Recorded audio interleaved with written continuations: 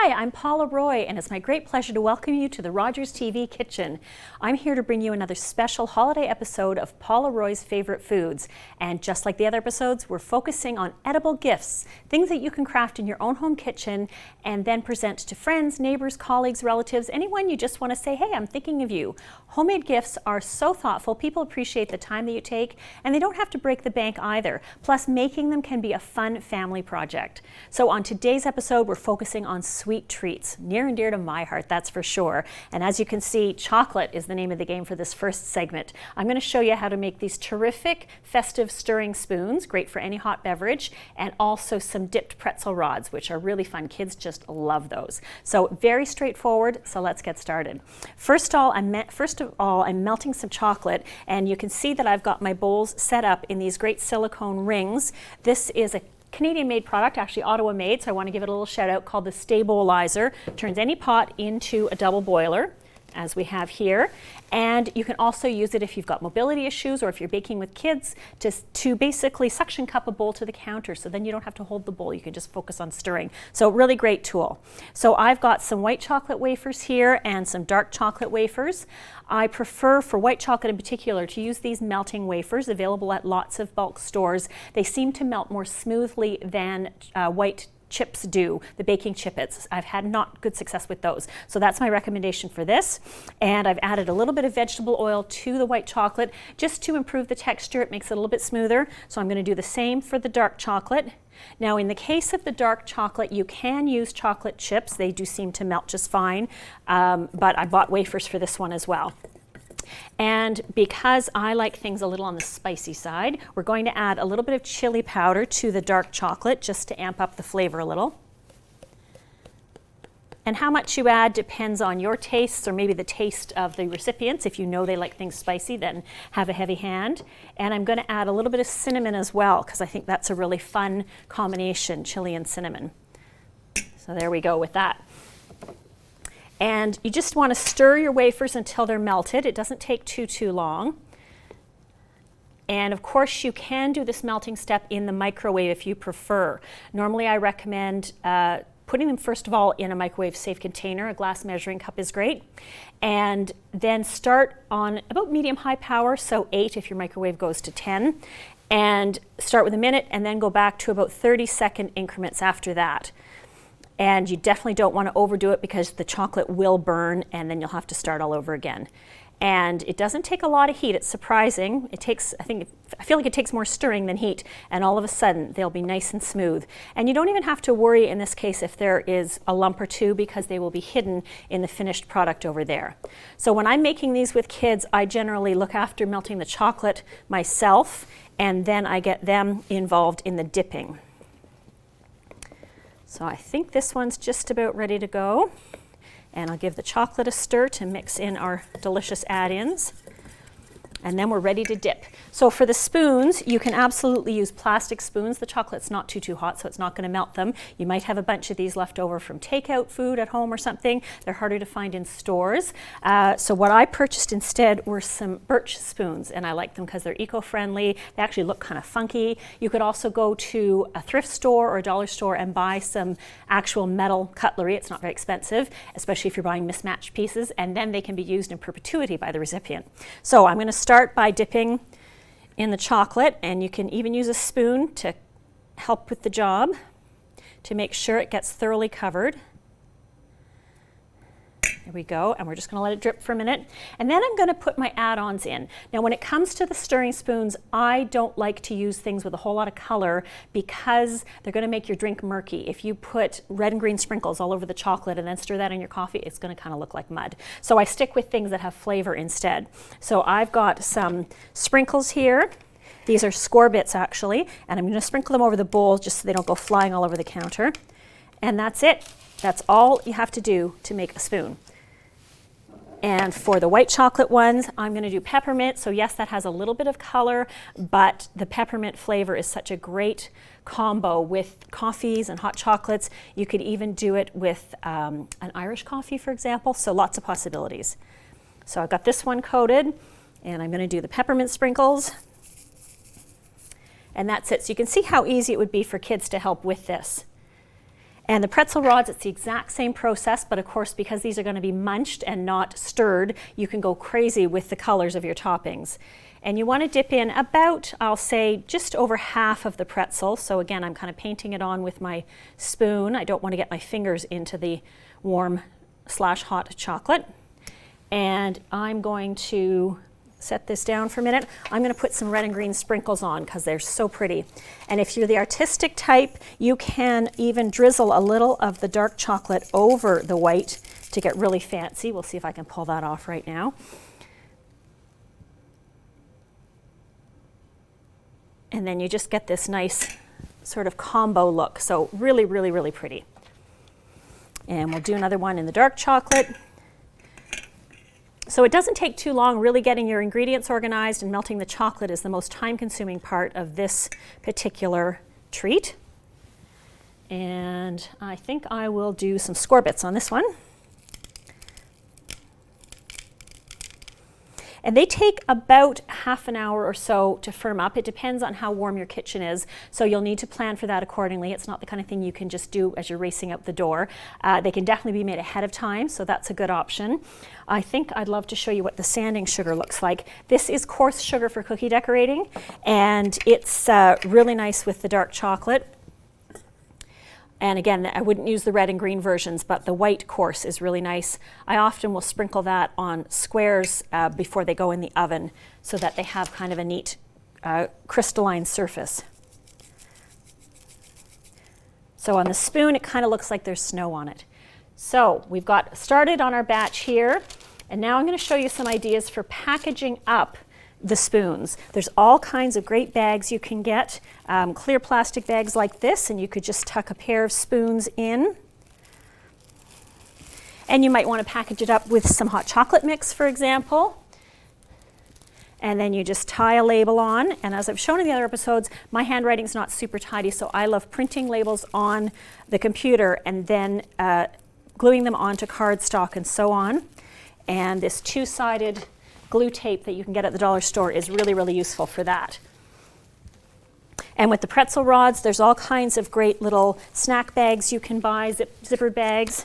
So you could tuck a couple of these in a bag. And that's a great gift for kids or even a treat to put in the lunchbox. So I hope you're inspired by this chocolate dipping fun, and you can work with your family or your friends to make a whole bunch of edible gifts that are sure to be appreciated.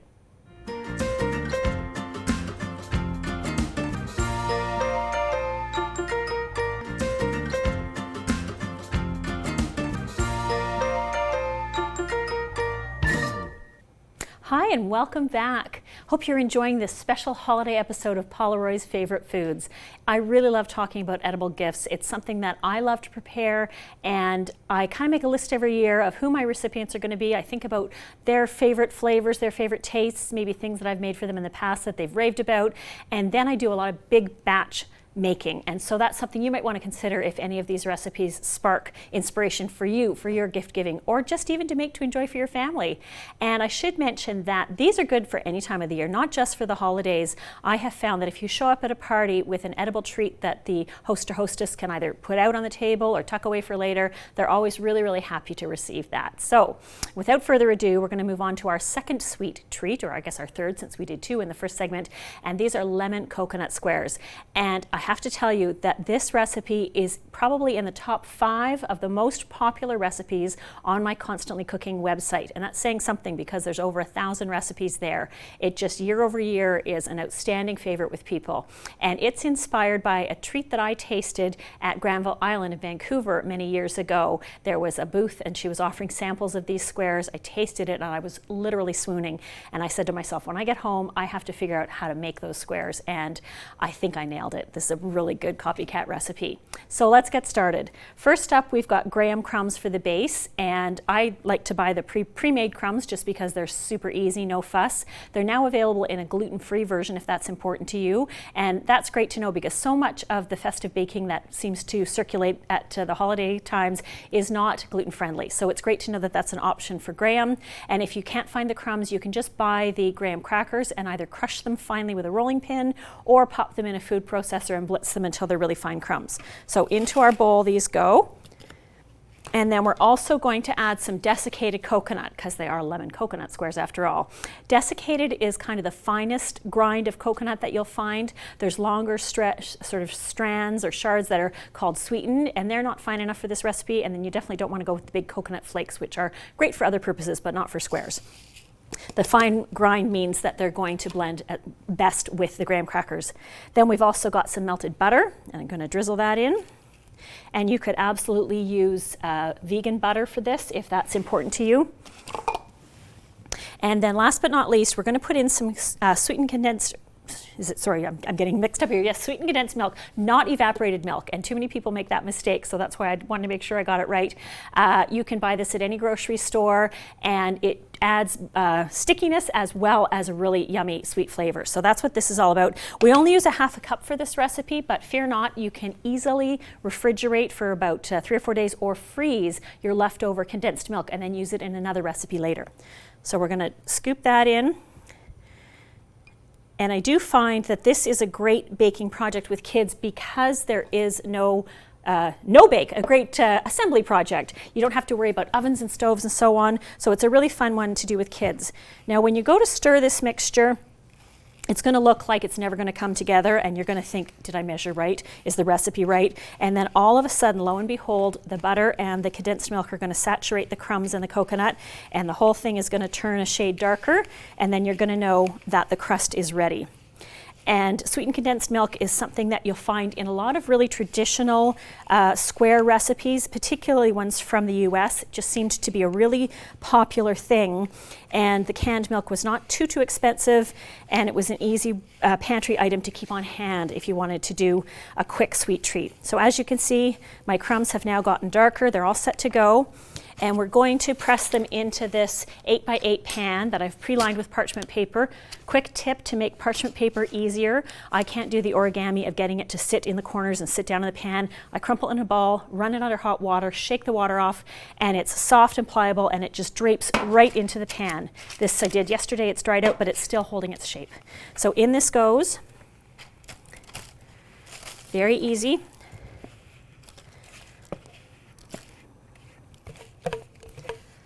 And then you just want to press it down so it's in a nice even layer. And you can do this with your fingers, with a spatula like I am, back of a spoon, whatever you're comfortable with.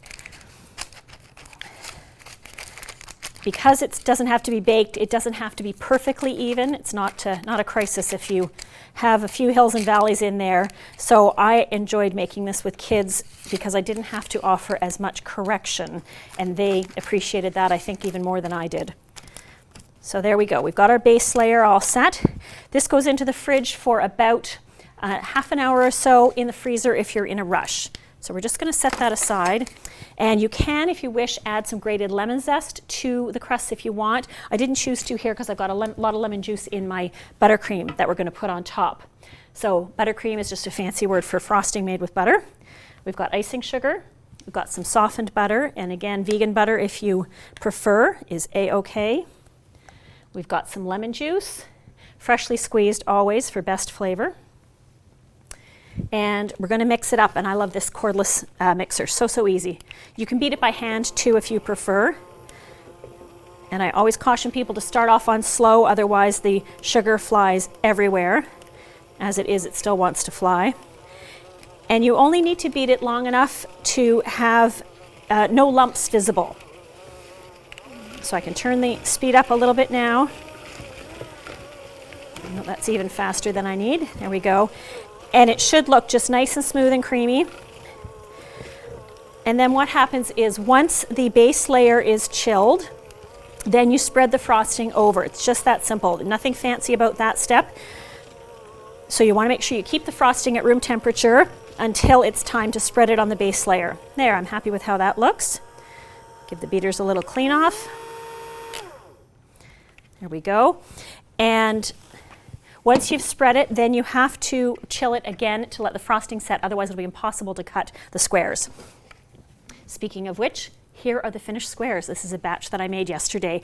I like to cut these in a bit of a generous size. If you can see, they're probably almost about 2 inches square. That way the recipient, if they want, they could cut it into little tiny squares if they prefer, or they may just really be happy with that. After the frosting has set, I sprinkled some more of the desiccated coconut on top, and that way it lets people know that there's coconut in them. Some people are coconut-ophobes. I'm not, I love it. And then the final touch is to wrap the squares. I like to use squares of wax paper and wrap them individually and tie a little ribbon on them. And then you can gift them in a container or just as is. I find they look really cute tucked into something like this. And then you could pop this container in a bag, put on a festive tag that says lemon coconut squares, and your gift is ready to give. Half a pan, quarter of a pan, 3 squares, whatever you feel appropriate. And pro tip, cut the edges off and then cut the squares in and they'll look fabulous.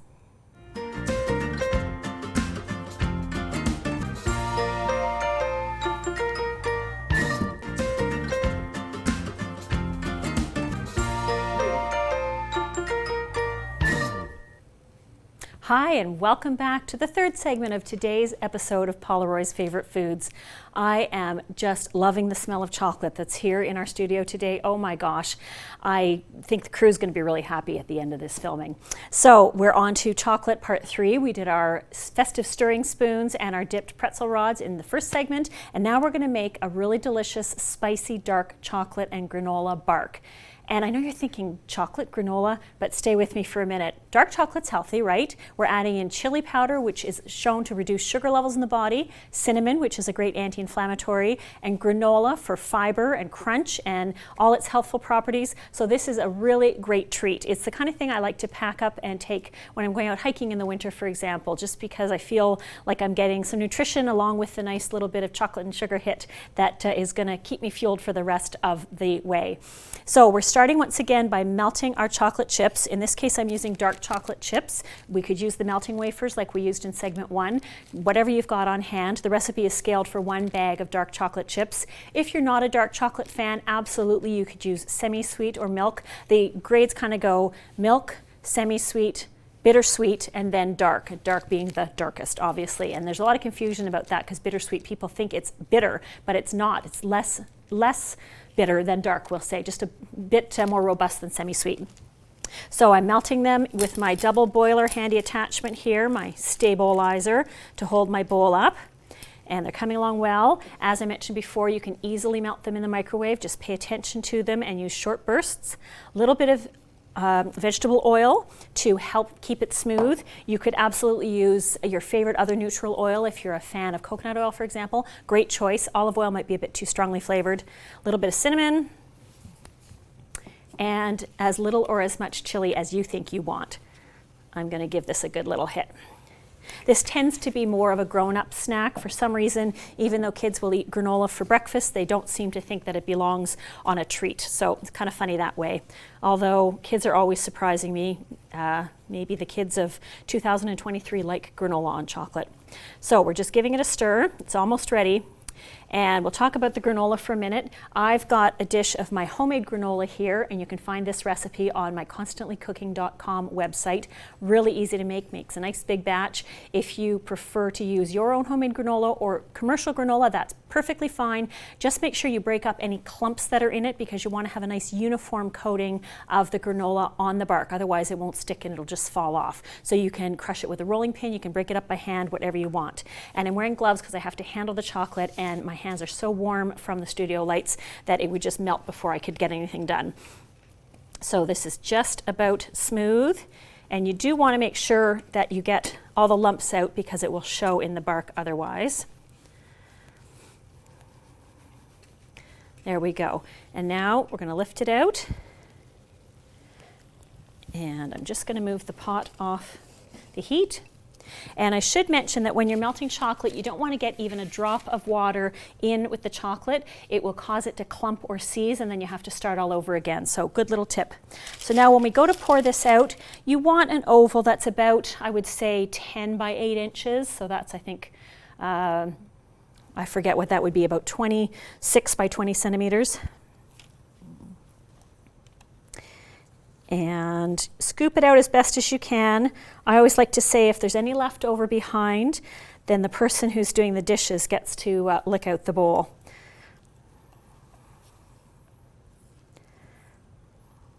There, that's pretty good. Set that aside. And then you just want to spread it out with your spatula into a fairly uniformly thin layer. I would say about 1/4 inch. If it's too thick, it will take a long time to set. And if it's too thin, it won't be able to support the toppings that you're adding. But there's no need to measure, just kind of eyeball it. There, I'm pretty happy with that. Maybe a little bit more over here. Great. And now we're going to do our toppings. So I'm going to start with the granola, and you can sprinkle it by hand or you can just shake it on, whatever you're most comfortable with. In my granola, I've got green pumpkin seeds, pepitas, some slivered almonds, sesame seeds, coconut, oats, cinnamon, maple syrup. So a good, reasonably healthy combination of ingredients. And you just want to sprinkle it pretty evenly over the chocolate. Don't worry if there's a few bare spots in the big picture, it won't matter. There we go. It's a good idea to make sure you measure the granola beforehand, otherwise you might have too much. And then I'm going to add a little fleur de sel. That's a nice fine flaky sea salt. I really like this Farm Boy fleur de sel, but you can find it lots of other places too. And the combination of salt and chocolate is just, I find it irresistible. It's such a good combo. There we go, I think that's probably enough. And then last but not least, you can do things like chopped dried cranberries. I found these candy-coated sunflower seeds at my local bulk store, and they were just too cute. I had to get them, and I think that they'll make the bark look really festive, and because there's already sunflower seeds in my bark, I figured it was a perfect fit. Not too many of them, but just enough that each piece will have 1 or 2 sunflower seeds. And I can see I've got a little lump of chocolate there, or granola. So now what you want to do is take a look and see if there's anything that looks like it's sitting up a little too high and not nestled into the chocolate. And that's why I've got the gloves on here, to pat them down, just to poke them in so that when the chocolate firms up, they'll stay in place. Okay, that's looking pretty good. So now we're going to work with the bark that I made previously. And we're just going to break it up into pieces. And this chilled for about half an hour, I would say.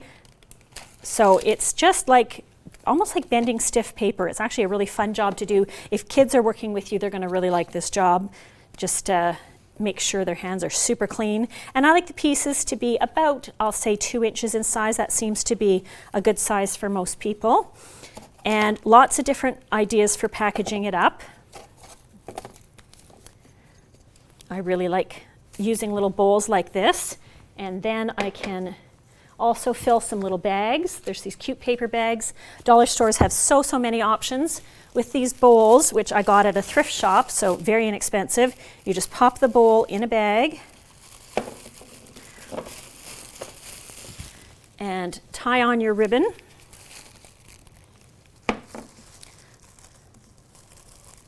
Make sure we get it upright, not upside down. Hard to do with gloves on. And now we've got this great gift all set to go. Our sweet and spicy dark chocolate bark.